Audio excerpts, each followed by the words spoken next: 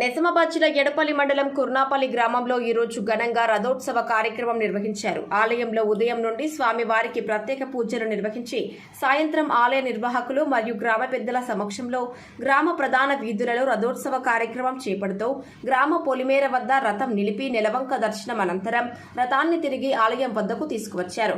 ఈ సందర్భంగా ఆలయ చైర్మన్ సురేందర్ రెడ్డి, మాజీ సర్పంచ్ సావిత్రి రవీందర్ గౌడ్ మాట్లాడుతూ అనాదిగా వస్తున్న ఆచారం మేరకు శివరాత్రి ఉత్సవాలను గ్రామాల్లో ఎంతో ఘనంగా నిర్వహించుకోవడం జరుగుతోందని, శివరాత్రి ఉత్సవాల్లో భాగంగా ఈ రోజు స్వామివారి రథోత్సవం నిర్వహించడం జరిగిందని, అదేవిధంగా రేపు ఉదయం చక్రతీర్థం ప్రత్యేక పూజలు నిర్వహించాక అర్ధరాత్రి 12 గంటల సమయంలో స్వామివారి పవలింపు సేవతో ఉత్సవాలు ముగుస్తాయని, ఈ కార్యక్రమాలకు అధిక సంఖ్యలో భక్తులు రావాలని కోరారు.